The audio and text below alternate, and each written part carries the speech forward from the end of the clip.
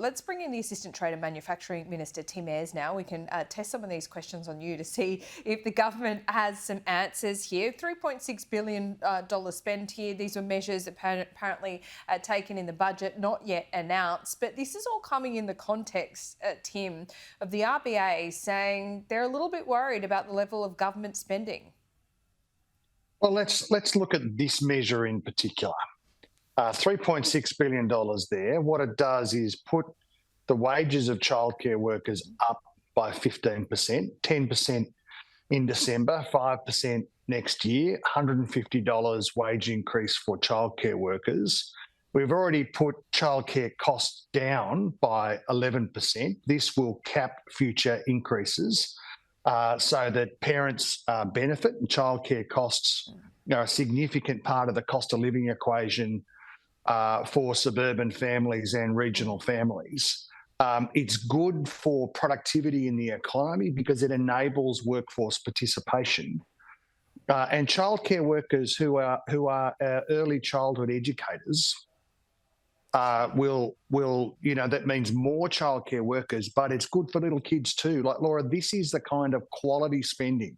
So we've turned a $78 billion Liberal deficit, and deficits as far as the eye could see, $1 trillion in debt when we came to government, nothing to show for it, into back-to-back Labor surpluses. And the quality of our spending is good for the economy and good for productivity. Okay, so you're saying the quality of the spending makes it non-inflationary, really?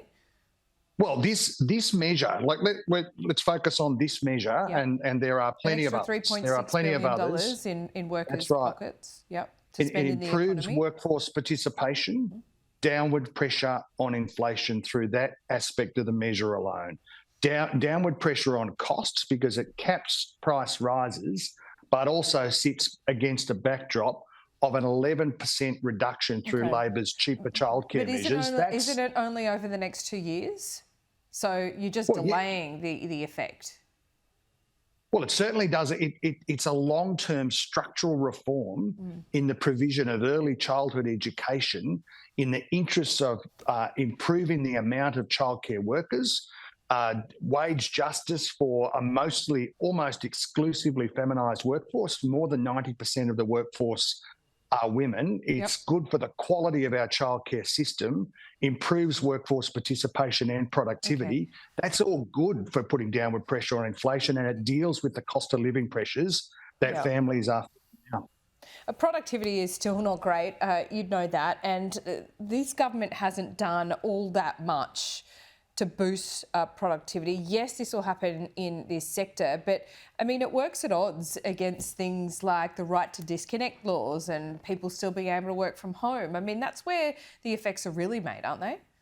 Well, quite the contrary, Laura. Let me talk about the aspect I'm dealing with here today. I'm on the Gold Coast with the Taiwan Australia Business Chamber, talking to the investment and business community here about investment in Australia's manufacturing capability. There is an intense level of interest from that business community and that investment community. I'll be in Gladstone later on this afternoon. Now, you want to lift productivity in the economy. If you want to talk about productivity, you could do something about future manufacturing right now. But anyway. Yeah, but future manufacturing is how we lift productivity in the economy. We've got a vision and a plan to make Australian manufacturing more competitive.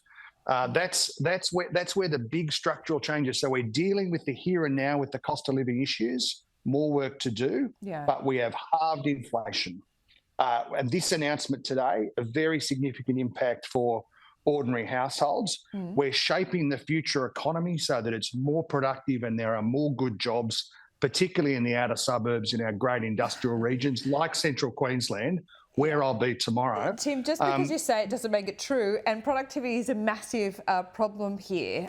We've had a decade. Doing deals with Taiwan on critical minerals is all really great, but you've got to look across the board, particularly in the housing sector. I mean, the CFMEU are not contributing to great productivity in this country, nor are some of the rules that are in place for workers across the board. Right to disconnect, work from home. I mean, they seem to be working at odds with each other. two parts to that question. Firstly, on productivity, Okay. we came to government after a decade of the lowest productivity growth in history, but you've been in power ever for 2 observed, years now. ever measured. Come on. And we are putting big structural measures in place, including Future Made in Australia. All right. That will lift productivity. Childcare reform will lift productivity and workforce participation. We've got the settings right, and we're doing it.